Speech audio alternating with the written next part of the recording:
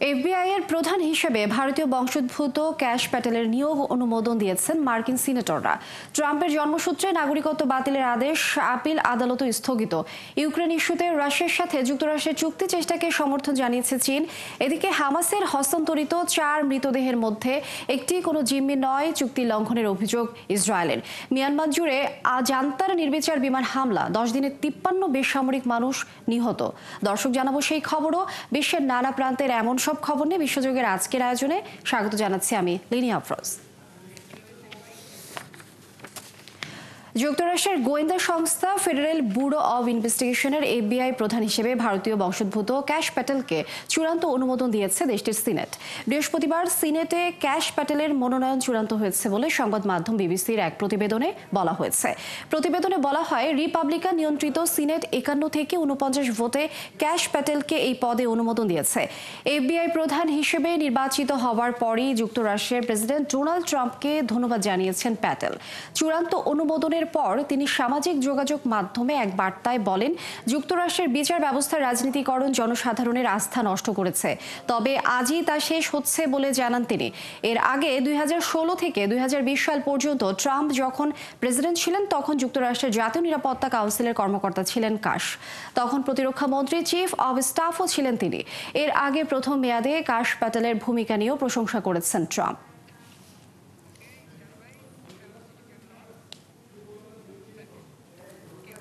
যুক্তরাষ্ট্রের জন্মসূত্র নাগরিকত্ব পাওয়ার অধিকার বাতিলে প্রেসিডেন্ট ডোনাল্ড ট্রাম্পের আদেশে নিম্ন আদালতের স্থগিতাদেশ বহাল রেখেছে দেশটির একটি আপিল আদালত। নিম্ন আদালতের বিচারকের আদেশ স্থগিত চেয়ে জরুরি আবেদন করেছিল ট্রাম্প প্রশাসন, তবে সান ফ্রান্সিসকো ভিত্তিক 9th US circuit court of appeal তা খারিজ করে দিয়েছে। মেরিল্যান্ড, ম্যাসাচুসেটস ও নিউ হ্যাম্পশায়ারের বিচারকরা পৃথকভাবে ট্রাম্পের আদেশে স্থগিতাদেশ দিয়েছেন। মার্কিন আইন মন্ত্রণালয় মেরিল্যান্ড ও ম্যাসাচুসেটসের মামলাগুলোতেও আপিল চালাচ্ছে। ট্রাম্পের এই আদেশের ফয়সালা শেষ পর্যন্ত মার্কিন সুপ্রিম কোর্টে হবে বলে মনে করা হচ্ছে।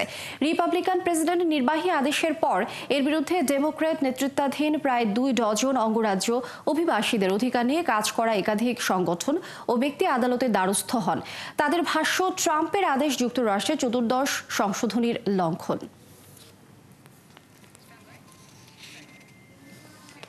ভারতে টেসলার বৈদ্যুতিক গাড়ির কারখানা স্থাপনে ইলন মাস্কের উদ্যোগকে খুবই অযৌক্তিক বলে কটাক্ষ করেছেন মার্কিন প্রেসিডেন্ট ডোনাল্ড ট্রাম্প। এতে আবারও প্রকাশ্যে এসেছে ভারতের বিষয়ে ট্রাম্পের মনস্তাত্ত্বিক দ্বন্দ্বের বিষয়টি। এ নিয়ে ঘনিষ্ঠ বন্ধু ইলন মাস্কের সাথেও ট্রাম্পের বেশ মনোমালিন্য হয়েছে। বিস্তারিত তানহা জুলিয়ার প্রতিবেদনে। হোয়াইট হাউসের ওভাল অফিসে প্রেসিডেন্টের রেজুলেট ডেস্কের পেছনে বসে আছেন, হাতে কফির পেয়ালা।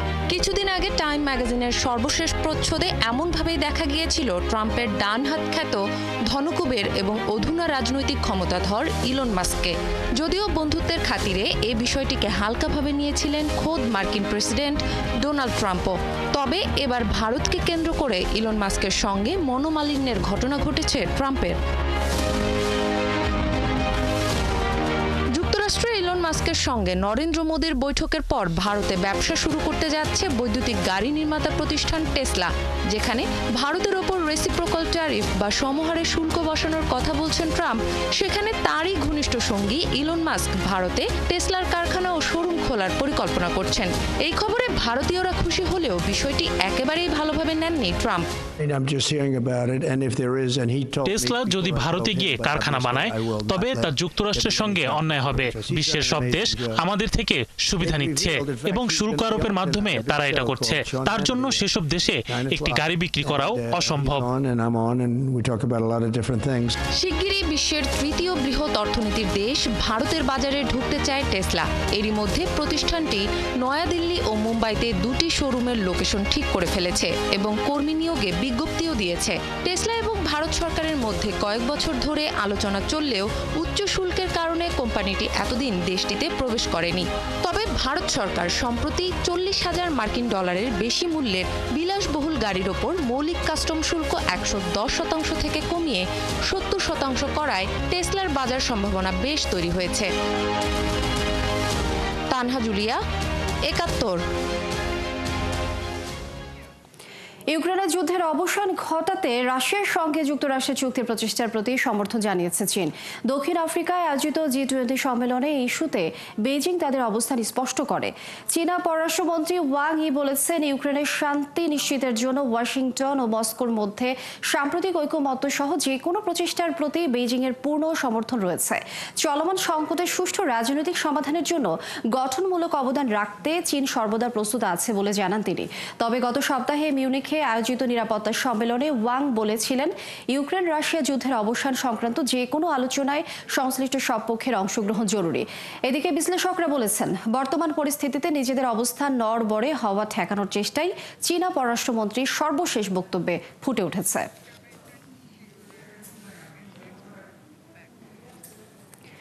ইউক্রেনের রাজধানী কিয়েভের একটি স্কুলে ক্ষেপণাস্ত্র হামলার সতর্ক সংকেত বাজতেই শিশুরা শ্রেণীকক্ষ ছেড়ে বেজমেন্টে নেমে যায়। নিত্যদিনের এই পরিস্থিতিতে মানসিকভাবে দারুণ ক্ষতিগ্রস্ত দেশটির শিশুরা। যুদ্ধের প্রথম এক বছরেই প্রায় 40 লাখ শিশুর মানসিক সহায়তার প্রয়োজনের কথা জানিয়েছে কর্তৃপক্ষ। আরও জানাচ্ছেন ঋতু সাহা।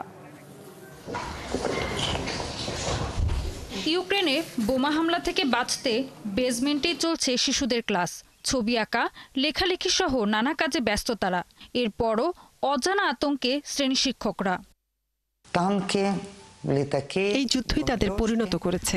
যুদ্ধের প্রথম বছরে যখন সাইরেন বাজতো তখন শিশুরা আতঙ্কে কাঁদতে শুরু করত। এখন তারা অনেকটাই অভ্যস্ত হয়ে গেছে, কিন্তু এর জন্য চড়া মূল্যও দিতে হচ্ছে, অবিরাম মানসিক চাপ। টানা 3 বছরের যুদ্ধে শিশুদের মনে ভয় ও উদ্বেগের স্থায়ী ক্ষত তৈরি হয়েছে। ইউক্রেনের শিক্ষা মন্ত্রণালয় বলছে, 2024 সালের প্রথম 9 মাসেই মানসিক স্বাস্থ্য সমস্যার শিকার 50,000-এরও বেশি শিশু, যা 2023 সালের তুলনায় 3 গুণ বেশি। আরেকটি রিপোর্টে প্রায় 40 লাখ শিশুর মানসিক সহায়তা প্রয়োজনের কথা বলা হয়েছে। এছাড়া 90% ইউক্রেনীয় নাগরিকদের মধ্যেই পোস্ট ট্রমাটিক স্ট্রেস ডিসঅর্ডারের লক্ষণ দেখা গেছে। যুদ্ধকালে প্রাথমিক স্কুলের শিশুরা চরম মানসিক আঘাতের শিকার হয়েছে। তারা নিরাপত্তাহীনতা, বোমা হামলার ভয়, প্রিয়জন কিংবা বাড়িঘর হারানোর মতো কঠিন পরিস্থিতির মধ্যে দিয়ে যাচ্ছে। এই ধরনের পরিস্থিতিতে শিশুদের মধ্যে উদ্বেগ ও আচরণগত সমস্যা দেখা দিতে পারে বলে আশঙ্কা করছে কর্তৃপক্ষ। 2022 সালের তুলনায় শিশুদের আঁকা ছবিতে পরিবর্তন এসেছে। আগে তারা ট্যাঙ্ক, বিমান, বোমা বিস্ফোরণের ছবি আঁকত। এখন তারা সূর্য, রংধনু, ফুল এবং সুন্দর দৃশ্য আঁকছে, কারণ তারা বিজয়, আনন্দ, বসন্ত আর শান্তি চায়। বিশেষজ্ঞরা বলছেন, বোমা হামলার সতর্ক সংকেতে মাঝে মাঝে ক্লাস বন্ধ হলেও সম্মুখ সারির কাছাকাছি বাস করা শিশুরা প্রায় স্কুলে যেতে পারে না। ফলে সহপাঠীদের সাথে মেশার ও শেখার সুযোগও পাচ্ছে না তারা। এসব বিষয় ভবিষ্যতে শিশুদের জন্য বড় ধরনের মানসিক সমস্যার কারণ হয়ে দাঁড়াবে বলে ধারণা করছেন বিশেষজ্ঞরা। ঋতু সাহা, 71। ফিলিস্তিনের সশস্ত্র গোষ্ঠী হামাস বৃহস্পতিবার যে 4 জনের মৃতদেহ ইসরায়েলকে হস্তান্তর করেছে, তার মধ্যে একজনের মৃতদেহ কোনো জিম্মি নয় বলে অভিযোগ করেছে তেল আবিব। শুক্রবার ইসরায়েলের সেনাবাহিনী বলেছে, তারা যে 4টি মৃতদেহ পেয়েছে তার মধ্যে 9 মাস বয়সী কুফির বিবাস ও তার 4 বছর বয়সী ভাই অ্যারিয়েল থাকলেও তাদের মা শিরি নেই। এদিকে ফিলিস্তিনের অবরুদ্ধ গাজা উপত্যকায় ধ্বংসস্তূপের ভেতর থেকে আরও 22 জনের মরদেহ উদ্ধার করা হয়েছে। আরও জানাচ্ছেন মনিরুজ্জামান বাবু। যুদ্ধবিরতি চুক্তির আওতায় প্রথমবারের মতো নিহত 4 ইসরায়েলি জিম্মির মরদেহ হস্তান্তর করেছে ফিলিস্তিনের স্বাধীনতাকামী গোষ্ঠী হামাস। বৃহস্পতিবার গাজার খান ইউনিসের একটি জায়গা থেকে জিম্মিদের মরদেহ রেড ক্রসের হাতে হস্তান্তর করা হয়। তবে হামাস যে 4 জনের মৃতদেহ ইসরায়েলকে দিয়েছে তার মধ্যে একটি মৃতদেহ কোনো জিম্মি নয় বলে অভিযোগ করেছে তেল আবিব। ইসরায়েলের সেনাবাহিনী বলেছে, তারা যে 4টি মৃতদেহ পেয়েছে তার মধ্যে 9 মাস বয়সী কুফির বিবাস ও তার 4 বছর বয়সী ভাই অ্যারিয়েল থাকলেও তাদের মা শিরি নেই। ইসরায়েলের সামরিক বাহিনী বলেছে, শিরির বদলে যে মৃতদেহটি দেওয়া হয়েছে তা কোনো জিম্মির সঙ্গেই মেলে না এবং এর পরিচয় অজ্ঞাত। এটি চুক্তির গুরুতর লঙ্ঘন এবং শিরিসহ জীবিত ও মৃত সব জিম্মিদের ফিরিয়ে দেওয়ার দাবি জানিয়েছে তারা। তবে এই নিয়ে তাৎক্ষণিকভাবে হামাসের কোনো প্রতিক্রিয়া পাওয়া যায়নি। এদিকে ইসরায়েলি প্রধানমন্ত্রী বেনিয়ামিন নেতানিয়াহু হামাসকে পুরোপুরি নির্মূলের অঙ্গীকার পুনর্ব্যক্ত করেছেন। মৃত জিম্মিদের মরদেহগুলো নিয়ে যেভাবে শোভাযাত্রা করা হয়েছে ও সেগুলো প্রদর্শিত হয়েছে তাকে জঘন্য ও ভয়াবহ আখ্যা দিয়েছেন জাতিসংঘের মহাসচিব অ্যান্টনিও গুতেরেস। তিনি বলেছেন, আন্তর্জাতিক আইন অনুযায়ী মরদেহ এমনভাবে হস্তান্তর করা উচিত যাতে মৃত ও তার পরিবারের সদস্যদের মর্যাদা নিশ্চিত করা যায়। এর মাঝেই ফিলিস্তিনের অবরুদ্ধ গাজা উপত্যকায় ধ্বংসস্তূপের ভেতর থেকে আরও ২২ জনের মরদেহ উদ্ধার করা হয়েছে। এই নিয়ে উপত্যকাটিতে নিহতের মোট সংখ্যা ৪৮,৩০০ ছাড়ালো। মনিরুজ্জামান বাবু, ৭১।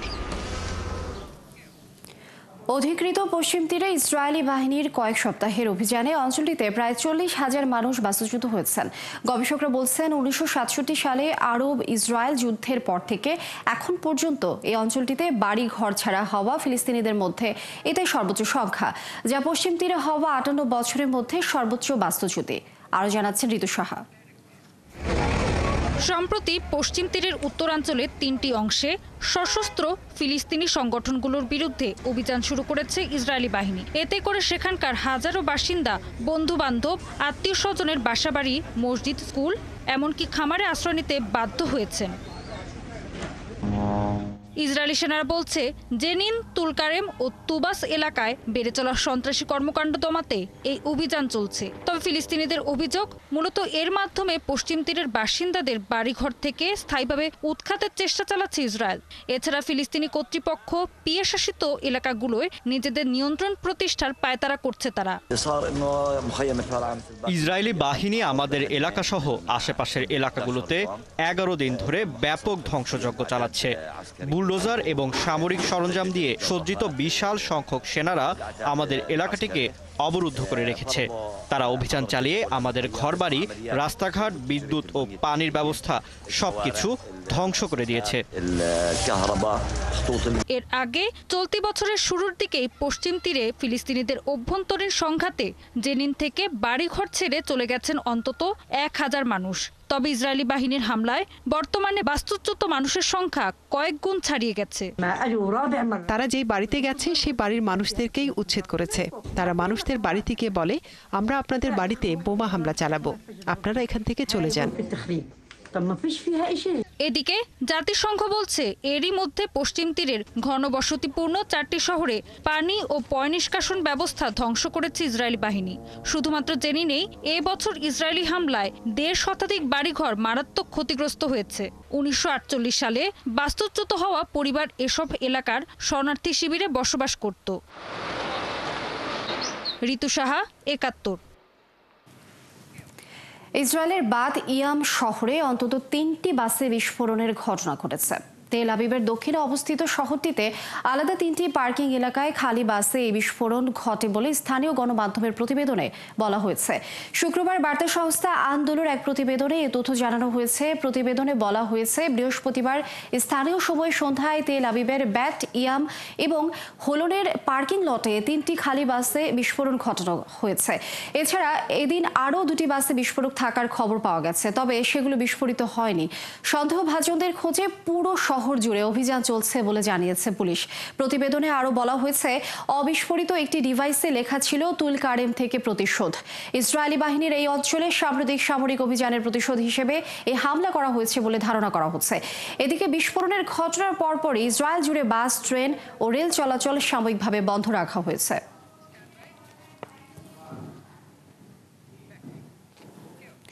সিরিয়ায় যুদ্ধের সময় অবিস্ফোরিত গোলা বারুদের বিস্ফোরণে অন্তত 7 জন নিহত হয়েছেন। বৃহস্পতিবার দেশটির উত্তরা পশ্চিম অঞ্চলের একটি গ্রামে এই বিস্ফোরণের ঘটনা ঘটে। এই ঘটনায় নিহতদের মধ্যে একজন নারী ও একজন শিশু রয়েছেন বলে জানিয়েছে স্থানীয় কর্তৃপক্ষ। Syrian observatory for human rights বলছে, ইদলিব প্রদেশের একটি বাড়িতে রাখা ছিল এই গোলা বারুদ।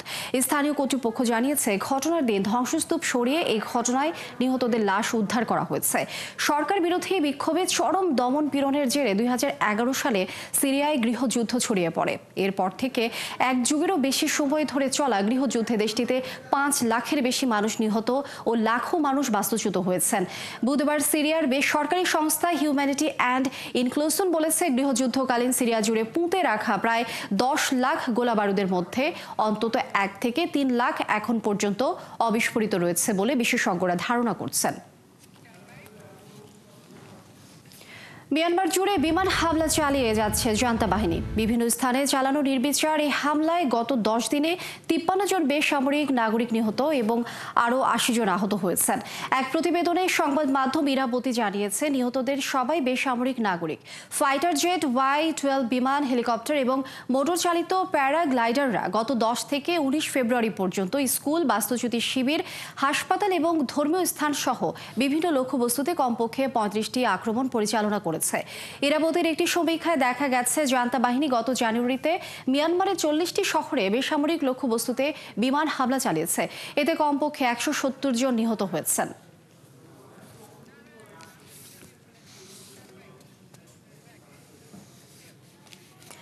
দক্ষিণ কোরিয়ার অভিশংসিত প্রেসিডেন্ট ইয়ন সুক ইয়েল তার বিরুদ্ধে চলমান ফৌজদারি মামলার প্রথম শুনানিতে হাজির হয়েছেন। বৃহস্পতিবার সিওলের এক আদালতে এই শুনানির সময় অবিলম্বে ইয়নের কারামুক্তির আবেদন জানিয়েছে তার পক্ষের আইনজীবীরা। বার্তা সংস্থা রয়টার্সের এক প্রতিবেদনে এ তথ্য জানানো হয়েছে। প্রতিবেদনে বলা হয়েছে, ইয়নকে আটক রাখার অযৌক্তিকতা নিয়ে তার আইনজীবীরা বলেছেন, অভিশংসিত প্রেসিডেন্টের বিরুদ্ধে অবৈধভাবে তদন্ত পরিচালিত হয়েছে এবং ইয়নের তরফ থেকে কোনো আলামত ধ্বংসের সম্ভাবনা নেই বলেও দাবি করেছেন তারা। বৃহস্পতিবার এই শুনানিতে প্রসিকিউটররা মামলার গুরুত্ব বিবেচনায় কার্যক্রম দ্রুত সম্পন্ন করার আহ্বান জানান। তবে ইয়নের আইনজীবীরা মামলার নথি পর্যালোচনার জন্য বাড়তি সময় আবেদন করেন। এদিকে ইয়নের একজন আইনজীবী দাবি করেন, দেশ অচল করে দেওয়ার উদ্দেশ্য তার ছিল না। পার্লামেন্টে বিরোধী দলের একপাক্ষিক আধিপত্য বিস্তারের বিরুদ্ধে জনগণকে সচেতন করতে সামরিক আইন জারি সিদ্ধান্ত নিয়েছিলেন তিনি।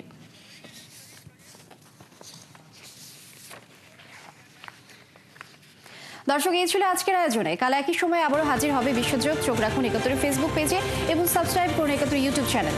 থাকুন 71 সাথে।